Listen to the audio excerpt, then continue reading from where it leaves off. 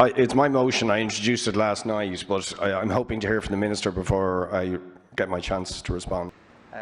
Maybe to deal firstly with the amendment itself, which came from Deputy Boyd Barrett, who, of course, is genuinely raising the issue of groups of workers who have been very severely affected by COVID-19 and are finding it desperately hard to rebuild their income and imagine getting their jobs back. What we do have in this COVID restriction and support scheme is a scheme that is very broad in that it is available to all parts of our economy, but available to all parts of our economy that have two criteria.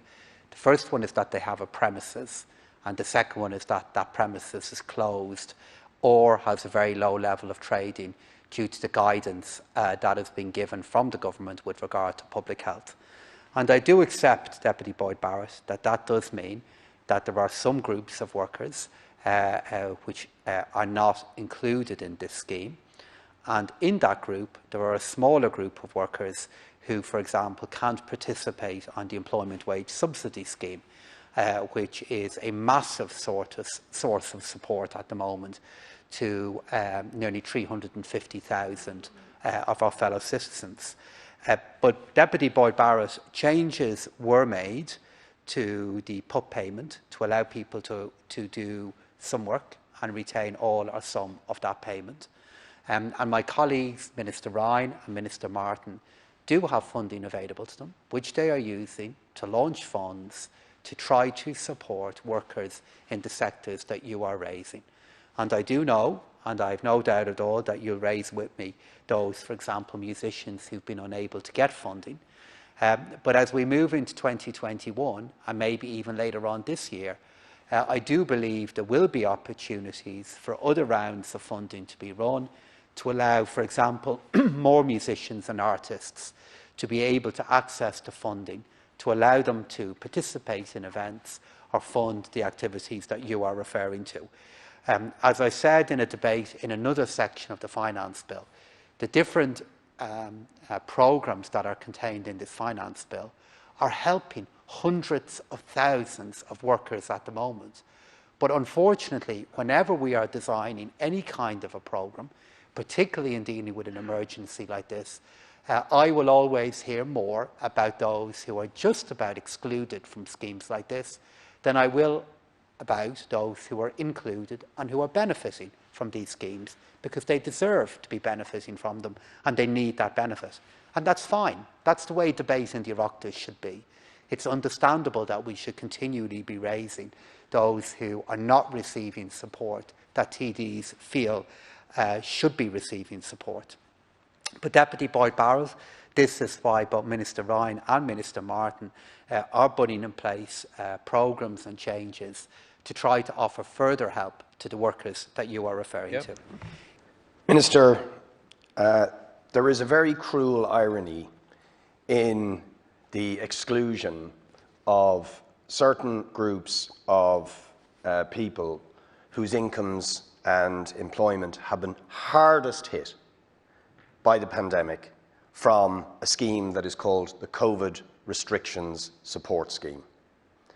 The threshold for getting this support is 25% of turnover being down in order to cover the ongoing costs that businesses have.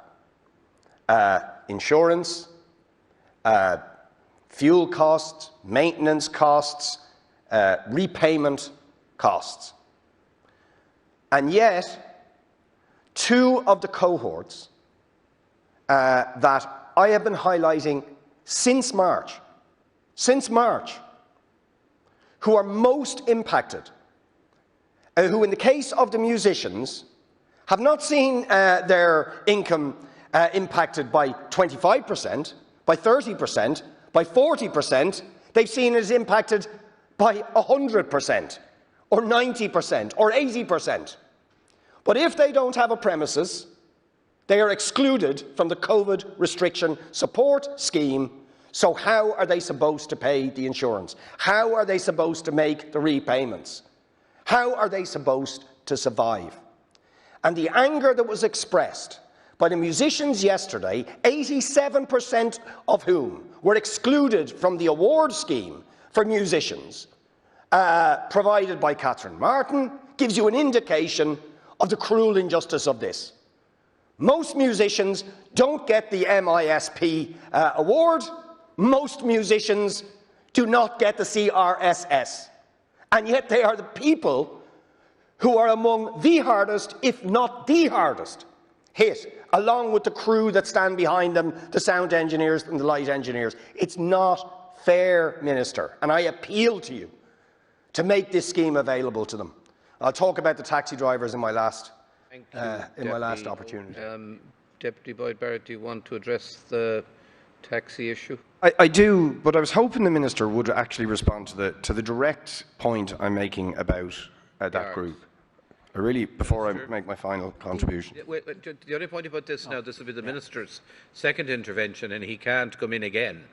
So maybe it'd be as well if he heard what you want to say about about the taxis. Okay. Minister, the same argument that I've made for the musicians and the crew, I want to emphasise the crew behind the musicians, also applies to the taxi drivers. Again, the taxi drivers' income is either non-existent because it is not worth them going out on the road, but for those that go out on the road, their income is down about 70%. But they have repayments on their cars. How are they supposed to make them? They have to put fuel in their car to drive around the city looking for non-existent fares. How are they supposed to pay for that? How are they supposed to pay their insurance? I'm asking, you've got to give them an answer, because the PUP, and I accept that the government made changes to it, and I acknowledge that, but it's not enough to cover their ongoing costs. And the reason the CRSS scheme was brought in and is being given to businesses is because the government know that huge numbers of businesses, and they are now giving them money, cannot meet their bills, their maintenance costs, their rent costs, their insurance costs, their repayment costs. So the government acknowledged the point, and then for some inexplicable reason deny it to a group like the taxi drivers who carried those same costs. The only difference being that their premises is their taxi. It's a moving premises, but it is their place of work. It is the thing they've invested in order to have their small business as a sole trader. So I don't see how it's difficult to tweak the scheme to allow their inclusion and allow them to sustain themselves until things come back. So I've made the argument, and I really would like to see how you can justify it. It wouldn't cost much to do this, but God Almighty would remove a lot of stress, a lot of pressure, a lot of hardship from 23,000 taxi drivers and their families, and the same goes for the musicians and the crew. Now, Minister, can you conclude on this matter? The reason we made the changes in the PUP was exactly in recognition of the points there that were made by Deputy Boyd Barrett. We brought a scheme in to support businesses that are shut, or businesses that have an incredibly low level of trading because of public health guidance. But the overwhelming majority of businesses that are on this scheme are completely shut. We have many different schemes available to try to support those who can't be helped by this scheme. The Department of Transport and the Department of Arts have funding in place for programmes that are responding back to the issues that are being raised by Deputy Boyd Barrett. And what we can do to best give the workers that the Deputy is referring to the chance of better income is to be able to safely reopen our economy and to give people confidence in our public health. And this in turn goes back to the arguments that we had earlier on in the Finance Bill regarding the difficult choices that are involved in doing this. But there is a justification for what we are doing here in this scheme. This scheme is really valuable. It does something that will be not always acknowledged within this debate, maybe acknowledged by some, which it is providing very, very valuable support to thousands of businesses at the moment, on top of the other supports that we have in place.